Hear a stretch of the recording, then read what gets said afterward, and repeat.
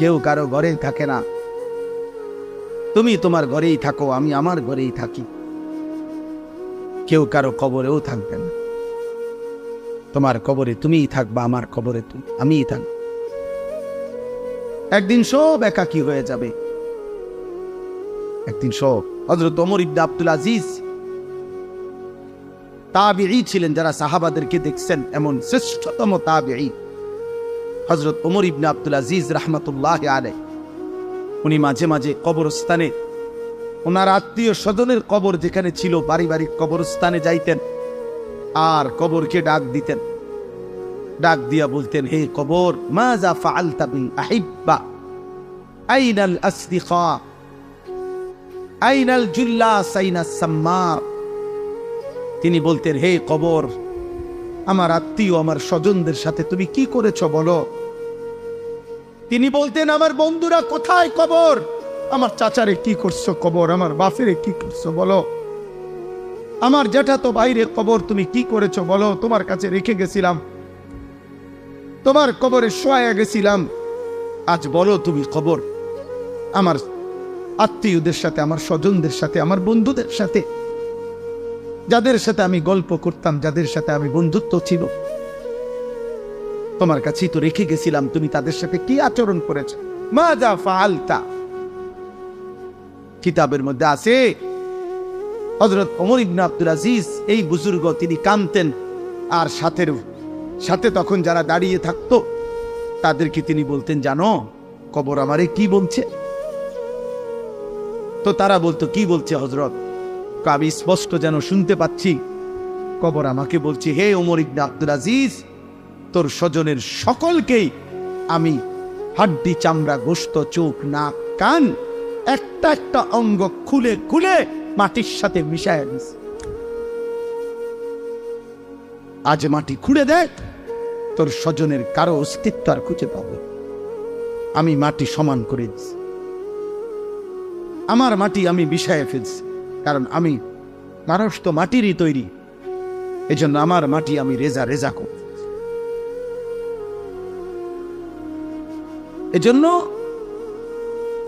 যদি কলিজা শক্তই হয়, এক ওয়াক্ত নামাজ পড়তে মন না চায়, নওজোয়ান মাঝে মাঝে কবরস্থানে একা দাঁড়াই, মানুষের লোকে যাইয়া পারত না, 1 লাখ কবরস্থানে দাঁড়াই একা নীরবে, দিনের বেলাতেই কোনো কবরের সামনে 1 মিনিট 2 মিনিট দাঁড়াইয়া ভাইব, এই মানুষগুলো জমিনে কোলাহল করত, এই জমিনে এই মানুষগুলো ব্যস্ত ছিল।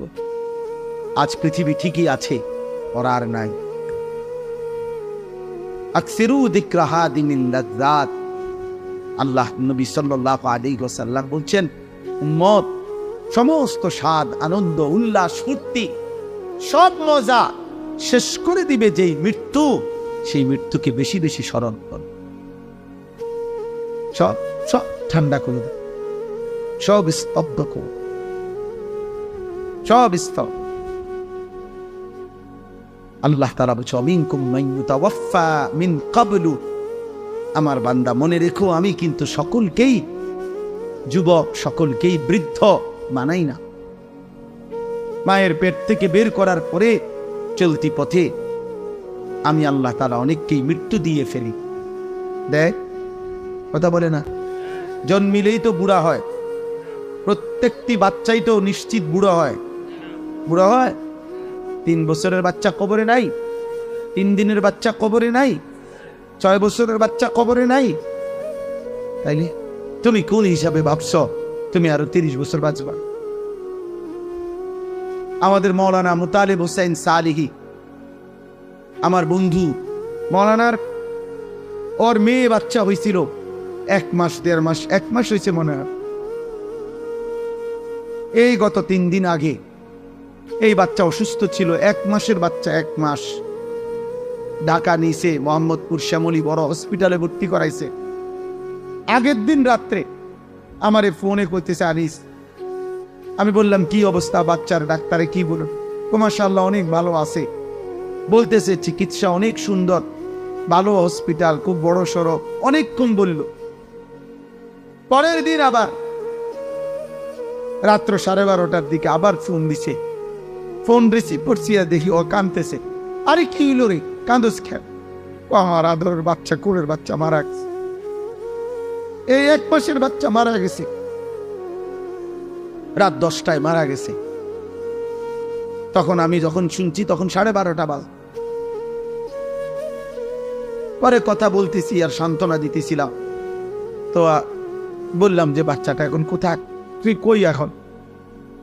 তো একটা কথা বলছে, কয় গাড়িতে আমি আমার বাচ্চারে কোলে নিয়ে আইতেছি, আমার বাচ্চা আমার দিকে তাকায় আছে। কি ভাই, 1 মাসের বাচ্চা, এক বাবা মনে করেন সেই ঢাকা থেকে লাকসাম পর্যন্ত এই 5-6 ঘন্টা রাস্তা, ছোট্ট মাসুম বাচ্চা মৃত, যে বাবা কোলে করে নিয়ে আসছে, তার কলিজাটা তখন কেমন লাগছে? কে তোমাকে নিশ্চয়তা দিল বাবা তুমি আগামীর ভোর দেখবা? প্রতিদিন প্রতি রাত ভোর হতে কত মানুষের জানাজার এলান হয়, এমন একটা এলান কি তোমার জন্য হবে? খবরের কথা শুধু গজল শুনলে হবে? এটা শুধু গজলের জন্য? এ তো ফিকিরের জন্য, এ তো ভাবনার জন্য, চিন্তা ফিকিরের জন্য। এজন্য আজকে আমি মূল কথা, মোটা কথা এটা বললাম। আল্লাহ তাআলা কোরআনুল কারীমে, আমি এবার আয়াতগুলোর তর্জমা বলি, তাইলে আমার কথা শেষ হয়ে যাবে। কোরআনুল কারীমের 18 নম্বর পারা, কোরআনুল কারীমের 23 নম্বর সূরা, সূরা মুমিনুন। এই সূরার 8টি আয়াত আমি তেলাওয়াত করেছি, ছোট্ট ছোট্ট আয়াত। আমি অল্প তর্জমাটা বললেই বুঝবেন, সবাই বুঝবে। ছেলেরা, বাবা, তোমরাও শোনো। তোমরা নিজের উপরে দয়া করো ভাই, কমপক্ষে নিজের জন্য ভাইবো। কেন নামাজ পড়ছো না? কেন আল্লাহকে ডাকো না? বেঈমান কি গভীর ষড়যন্ত্র করছে প্রতি মুহূর্তে। এক ভাঙা তরির মতো বাংলাদেশ, যেই দেশে মনে হয় যেন এমন তুফান উঠছে, কখন যে কোন দিক কাইট হয়, কখন যে কোন দিক ডাইবা যায় বলা যায় না।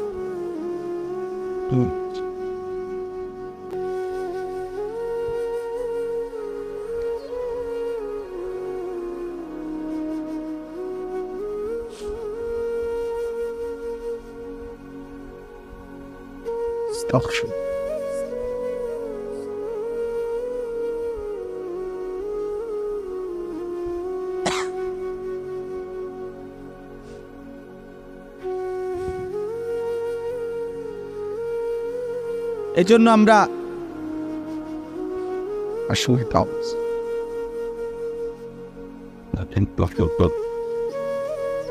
তোমরা নওজোয়ান, তোমরা তো তোমাদের ফুর্তিতে আছো। তোমরা মনে করছো জীবন মানে উপার্জন করবে তোমার বাবা, রান্না বান্না করবে তোমার মা, আর তোমার রাত দিন দুপুর কাটবে মোবাইল, নারী, ছবি, অশ্লীল গল্প, অশ্লীল কামনা বাসনা এর।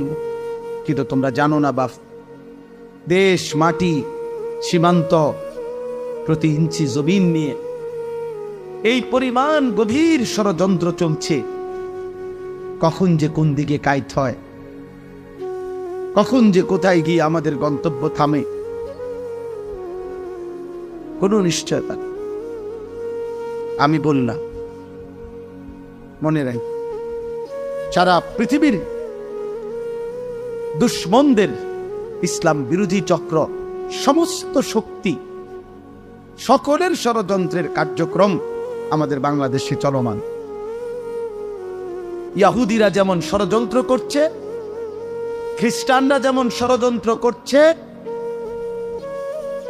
ইসরায়েল যেমন ষড়যন্ত্র করছে, হিন্দু উগ্র ইসকনের নামে তারাও ষড়যন্ত্র করছে, এবং নামধারী, লেবাসধারী, মুনাফিক চরিত্রের মুসলিম পরিচয়ধারী তারাও ঈমান ইসলামের বিরুদ্ধে চূড়ান্তভাবে ষড়যন্ত্র করছে।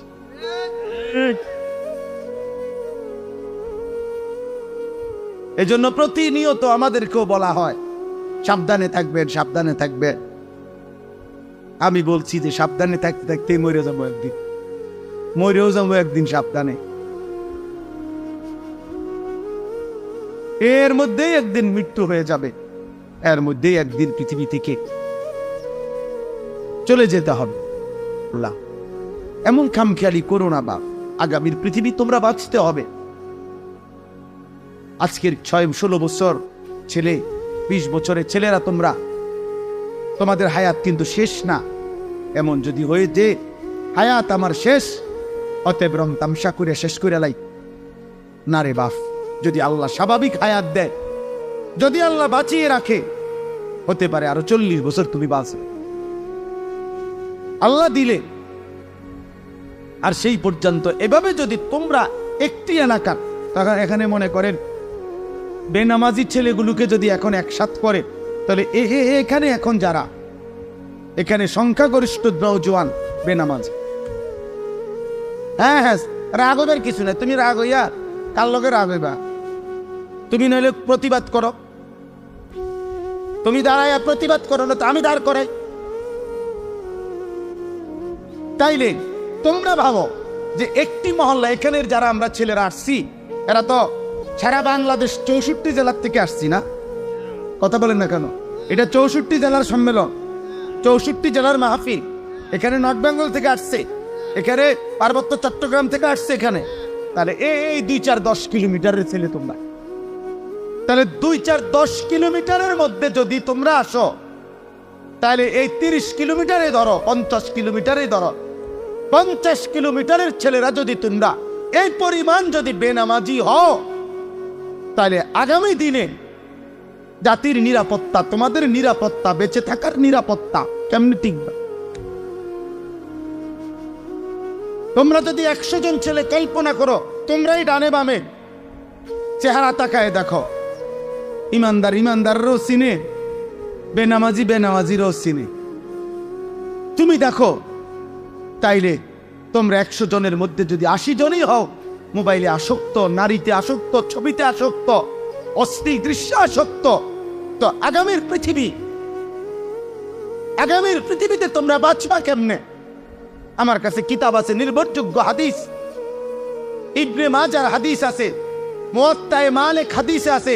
আল্লাহ নবী সাল্লাল্লাহু আলাইহি সাল্লাম বলেন, কোন সমাজে যদি অশ্লীলতা, বেহায়াপনা, যৌনতা, নারী পুরুষের, ছেলে মেয়েদের অবাধ মেলামেশা বেড়ে যায়, খোদার কসম নবীজি বলছেন, ইল্লা কাসুরা ফীহিমুল মাউতু, সেখানে মৃত্যুর সংখ্যা বেড়ে যায়। নবীজি বলছেন, ইল্লা ফাশা ফীহিমুত তাউন, সেখানে মহামারী দেখা দেয়, সেখানে ওয়াল আউজা, এমন এমন রোগ দেখা দেয় যা পূর্বে শরীরের মধ্যে ছিল না। আরো আশ্চর্য কথা শুনো বাপ, তাফসীরের মধ্যে আমি নিজে পড়ছি, কোন সমাজের মধ্যে যদি ছেলে মেয়েদের এই অবাধ যৌনতা, নারীর আকর্ষণ, যে যেমনে পারো কোনো না কোনো মেয়ের সাথে হারাম সম্পর্ক করতে চাচ্ছ, তো এটার ফলাফল হতে পারে 30 বছর পরে, 50 বছর পরে মানুষের বংশ নিরাপদ থাকবে না, মানুষের বংশের নিরাপত্তা থাকবে না। এমন হতে পারে কেউ মাহারাম, যার সাথে তার বিবাহ বৈধ নাই হারাম শরীয়তে, এমন ব্যক্তির সাথেও পরবর্তীতে বিবাহ বন্ধনে আবদ্ধ হয়ে যাবে, যার পরে মৃত্যু পর্যন্ত স্বামী স্ত্রীর নামে জিনার ব্যভিচার হয়ে যাবে। কসম আল্লাহর, এই কথা তাফসীরে আছে। আল্লাহ, সমাজ তছনছ হয়ে যাবে, মহল্লা তছনছ হয়ে যাবে। এই জন্য ইসলামে ব্যভিচারের শাস্তি সবচেয়ে কঠোর। কেন? ইসলাম চেষ্টা করেছে ব্যভিচারকে কঠোরভাবে নিয়ন্ত্রণ করতে। এই জন্য ইসলামে সবচেয়ে কঠিন এটা। ইসলামে যত পাপের যত শাস্তি, এটা সমস্ত উলামায়ে কেরাম জানে। ইসলামী শরীয়তের দণ্ডবিধি, ইসলামী শরীয়তের অপরাধের শাস্তির মধ্যে সবচেয়ে ভয়ঙ্কর শাস্তি হলো জিনার শাস্তি। অবিবাহিত ছেলে মেয়ে যদি জিনা করে, আল্লাহর বিধান হলো অগণিত লোকের উপস্থিতিতে প্রকাশ্য দিবালোকে জনসম্মুখে উভয়কে 100 চাবুকের ব্যত্রাঘাত করতে হবে। চাবুক দিয়ে তৈরি, চামড়া দিয়ে তৈরি চাবুক দিয়ে। আর যদি বিবাহিত পুরুষ জিনা করে, ব্যভিচার করে, মেয়ে মহিলা বা পুরুষ, তাকে পাথরের আঘাতে, পাথর মারতে মারতে মৃত্যু পর্যন্ত পাথর মেরে তাকে হত্যা করা হবে। ইসলামে আর কোনো পাপের শাস্তি এত মারাত্মক কেন? ইসলাম চেয়েছে এই ব্যভিচার, অসভ্যতা, নারী পুরুষের এই অবাধ মেলামেশা, হারাম সম্পর্ক কঠোরভাবে নিয়ন্ত্রণ করতে। এই আরব বিশ্বের যেই অঞ্চলে এখনো সামান্যতম এই জিনা, চুরি, ব্যভিচারের শাস্তি ইসলাম মোতাবেক যেখানে যেটুক কার্যকর আছে, গোটা ইউরোপ চ্যালেঞ্জ, এখনো গোটা ইউরোপের চাইতে চুরি, বাটপারি এবং জিনা, ব্যভিচারের যে পরিমাণ এখনো তার চাইতে লক্ষ কোটি গুণ কম যেখানে ইসলামের বিধান ন্যূনতম কার্যকর আছে। এটা প্রমাণিত, এটা প্রমাণিত সত্য। আজকে গোটা পৃথিবী আফগানিস্তানের দিকে তাকায়া দেখতেছে, করেটা কি? করেটা কি? আল্লাহর বিধান কার্যকর করতে গিয়ে মুজাহিদিন এক সুতা কোন বেঈমানের রক্ত চক্ষু, ইউরোপ আমেরিকার কোন ধমক 2 পয়সার মূল্য না, পাত্তা দেন। এই জন্য দোস্ত, চরিত্র হেফাজত করো, আখলাক হেফাজত করো, আখলাক হেফাজত করো। নষ্ট হইও না বা নারীর জন্য তোমার সৃষ্টি করা হয় নাই। এক পুরুষের জীবন মানে শুধু মহিলার লগে শুইয়া থাকা না, জীবন মানে শুধু বেডির জন্য না বেটা, মেয়ের জন্য না রে বাপ। ধোকা, ধোকা, ধোকা, বাস্তবে ধোকা। মোবাইলে তুমি যেরুম মনে করছো এরুম না, বাস্তবে দেখবা ওই তোমার যারে মনে করছো তোমারে ভালোবাসা উড়াই রইতেছে, এরপরে দেখবা তোমার ফাঁসা 3টা করে লাত্তি দিব ডেলি। তোমার 3 বছরের ভালোবাসার প্রেমিকা তোমারে প্রতি রাতে, প্রতিদিনে বিবাহের পরে জাহান্নামের আগুন তোমার কলিজার মধ্যে জ্বালায় দিবে। আমি বললাম, আমার নাম আনিসুর রহমান। শত শত যুবকের ব্যক্তিগত অভিজ্ঞতা আমি জানি। কলিজাটা থাউ থাউ করে জ্বলে, থাউ থাউ করে। 8 বছরের প্রেম, 8 দিনে হাফ প্যান না, কোনো মারু হাফ প্যান না, একের ছোট হাফ প্যান নাই, নাই। হ্যাঁ, বিয়ের আগে কোনোটাই ভুল নাই। বিয়ের আগে হারাম প্রেমিকা কানলেও কি চমৎকার তোমার হাসি, ওমা বেডি কান্দে, এতে কো হাসেনি। হ্যাঁ, বিয়ের আগে বনরুডি ও বার্গার, বুঝছেন নি? এরপরে দেখবেন বিরিয়ানিও এটা মূলের হাগো স্বাদ হয়েছে না, তোমার ওই সংসারে শেষ করে দিছে। অশান্তি, ধাউ ধাউ করে আগুন জ্বলবে। হারাম সম্পর্ক সুখ দেয় না। আল্লাহ আমাদের সন্তানদেরকে হেফাজত করেন। প্রিয় ভাই, অপেক্ষা কর, সবর কর, নষ্ট হইও, চরিত্রহীন হয়। আল্লাহ হেফাজত করেন। আখলাকের হেফাজত বড় নিয়ামত, চরিত্রের হেফাজত বড় নিয়ামত, লজ্জাস্থানের হেফাজত বড় নিয়ামত, চোখের হেফাজত বড় নিয়ামত, জবানের হেফাজত বড় নিয়ামত।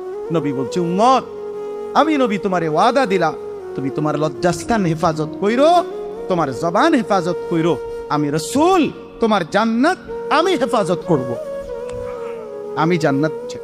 আল্লাহ আমাদেরকে তৌফিক দাও। আল্লাহ তাআলা বলেন, আয়াহসাবুনা আন্নামা নুমিদ্দুহুম বিহি মিন মালিন ওয়া বানিন।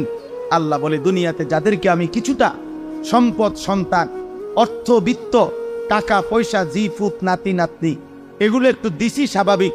তারা ভাবতেছে নুসারিউ লাহুম ফিল খায়রাত, আমি তাদের উপরে সন্তুষ্ট হয়ে গেছি, তাদের উপরে আমি কল্যাণ করতেছি।